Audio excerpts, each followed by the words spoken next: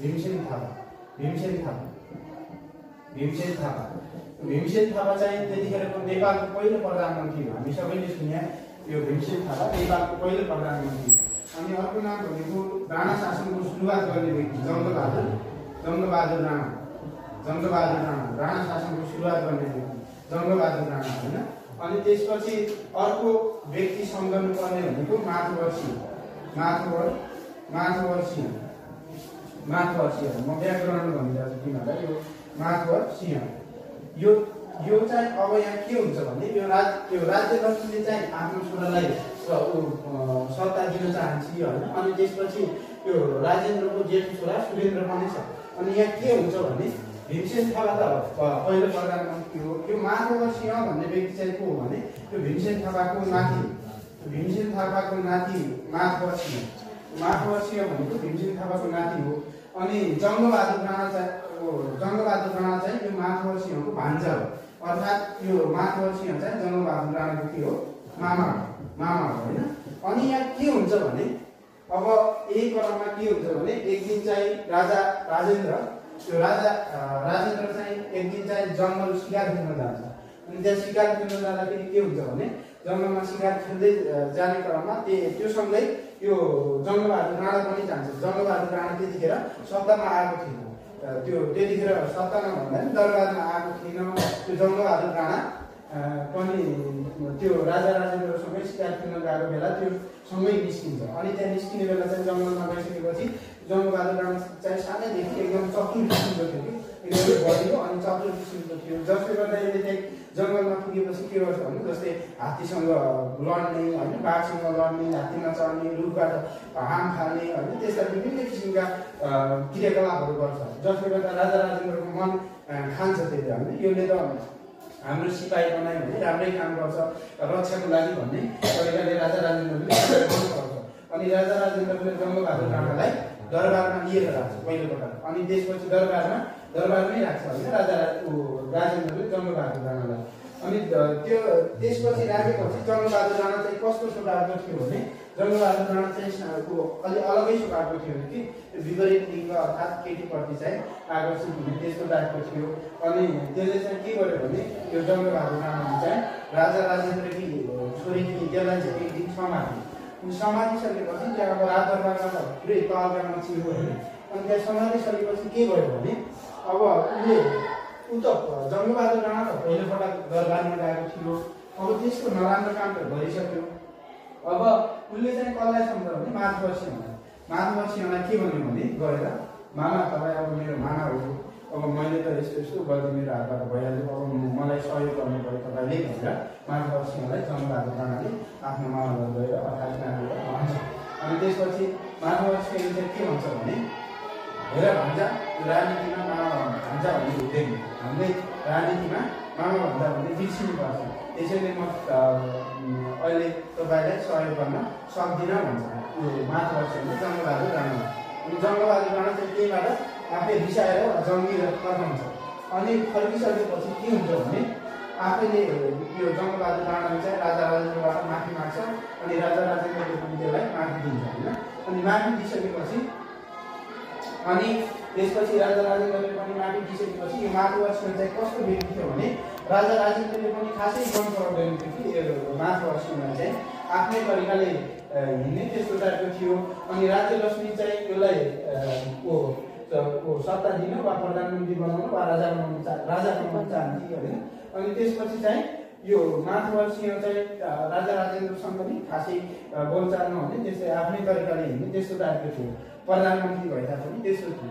अनि त्यसपछि चाहिँ के भयो भने अनि जङ्गबहादुर राणाले चाहिँ एक दिन राज्य लक्ष्मी चाहिँ बिरामी भई भनेर गएर राति चाहिँ जङ्गबहादुर राणाले चाहिँ त्यो माधव सिंहलाई चाहिँ गएर मामा तपाईँले त के अरे राजनीतिमा मामा भन्दा हुँदैन, त्यसैले म सहयोग गर्न सक्दिनँ भन्नुभएको भनेर अनि गोली ठुकेर चाहिँ माधव सिंहलाई मारिदिन्छ जङ्गबहादुर राणा।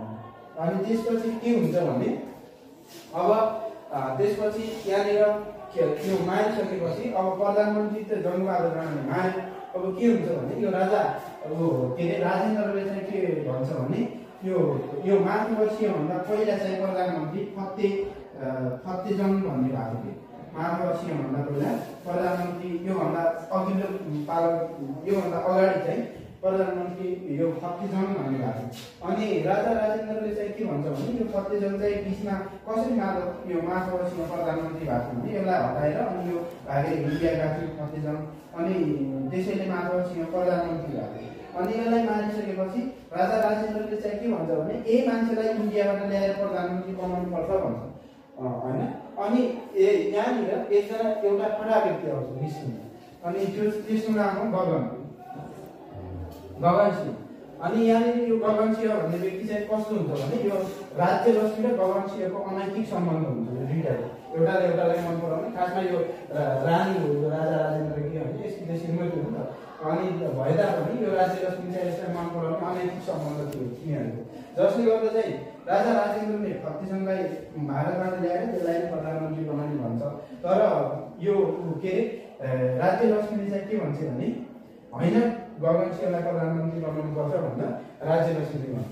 अनि त्यसपछि चाहिँ त्यहाँ दुवै बिच के हुन्छ भने त्यो कुरा मिल्दैन। अनि त्यसपछि चाहिँ एक दिन चाहिँ राजा राजेन्द्र चाहिँ तनावले रक्सी पिइरहेको अवस्थामा हुन्छ अनि त्यहीँनिर चाहिँ जङ्गबहादुर गएर महाराज भनिष्य तपाईँले म के सहयोग गर्न सक्छु तपाईँको लागि म जे पनि गर्न तयार छु तपाईँ मलाई भन्नु मात्र भनेर जङ्गबहादुर राणाले यो राजा राजेन्द्रलाई भन्यो। अनि राजा राजेन्द्रले के भन्छ भने त्यसो हो भने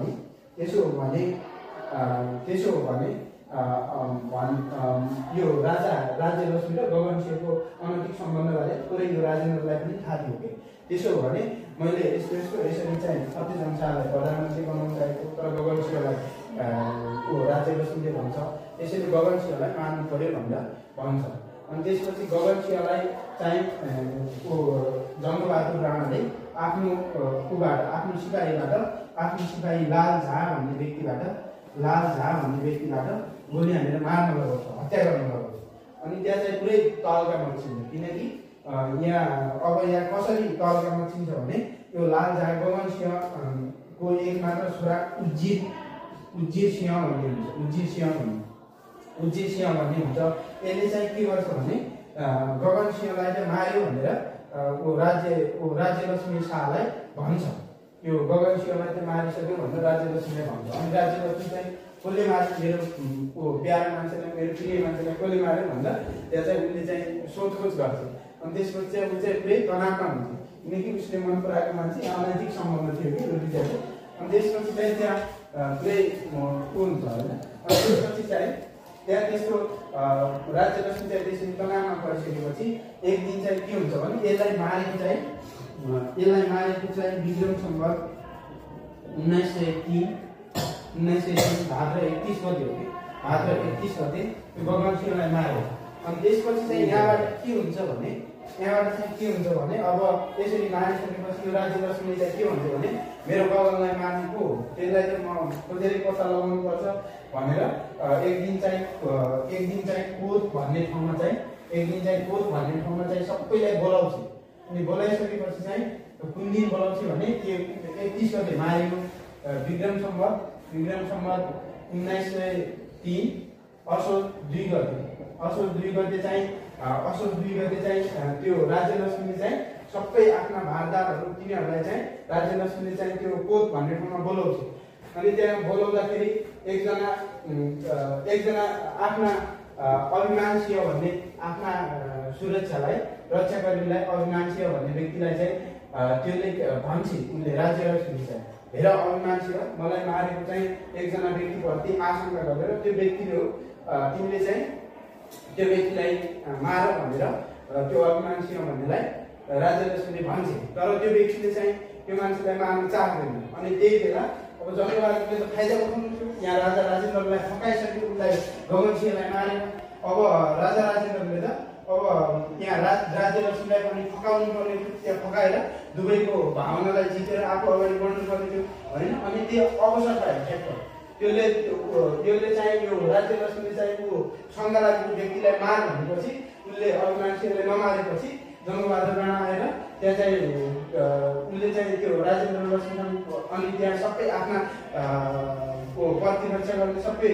रक्षकहरू सहित जङ्गबहादुर राणा आएर चाहिँ अनि एकजना व्यक्तिबाट यो अभिमान सिंहले राजेन्द्र लक्ष्मीको के अरे भनेको आदेश नमानेको कारणले त्यसलाई चाहिँ गोलीहालेर मार्न लगाउँछ होइन।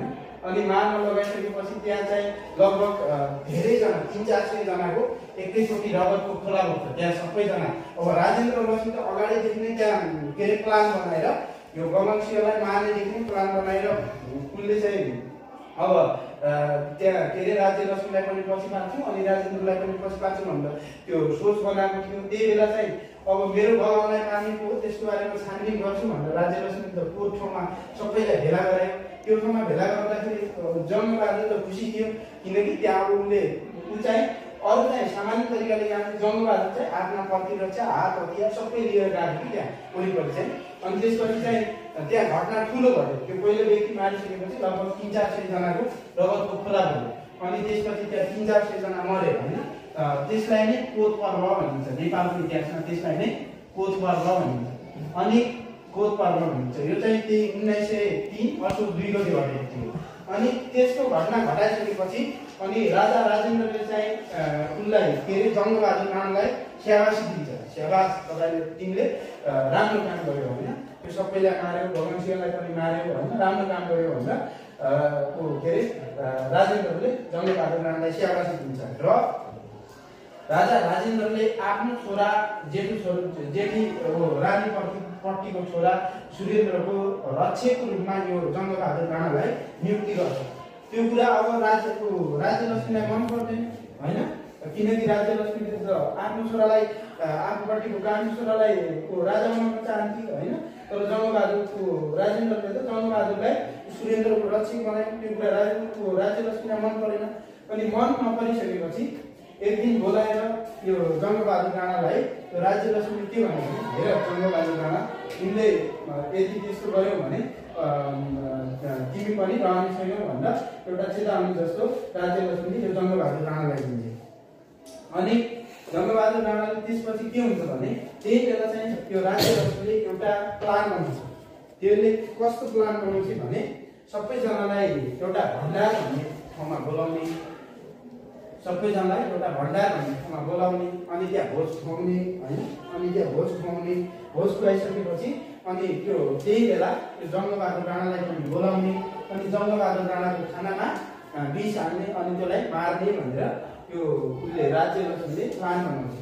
अनि त्यो प्लान चाहिँ सक्सेस हुँदैन। किन हुँदैन भने जङ्गबहादुर राणा चाहिँ केटीप्रति यो फटाक थियो। मैले भनिसकेँ यो पहिलोपटक दरबार छिर्नेबित्तिकै राजेन्द्रकी छोरीलाई समाएको थियो होइन। त्यही फटाक थियो यो के अरे विपरीत पुग्नु पर्थ्यो। अनि यसका चाहिँ त्यस्तै केटीहरू यसको चाहिँ त्यस्तै एउटा केटी थिए जसको नाम पुतली मैया भन्ने एउटा केटी थियो। अनि एकजना अर्को विजय पण्डित भन्ने व्यक्ति थियो। यो विजय पण्डित भन्ने व्यक्ति चाहिँ यो जङ्गबहादुर राणाको नजिकको मान्छे हो र पुतली मैया भन्ने चाहिँ यसको केटी हो।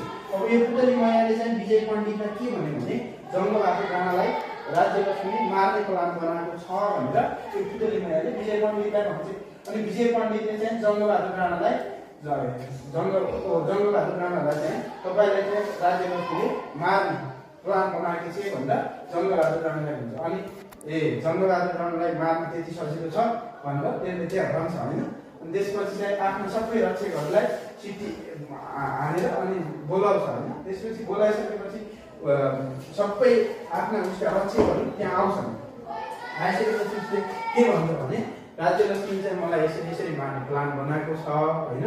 अनि त्यो प्लान चाहिँ कहिले बनाएको हुन्छ भने राज्यलक्ष्मीले विक्रम सम्वत 1903 असोज 12 गते बनाएको हुन्छ। असोज 12 गते यो भण्डार भन्ने ठाउँमा बोलाएर यो भण्डार चाहिँ अहिलेको पशुपति नजिक पर्छ।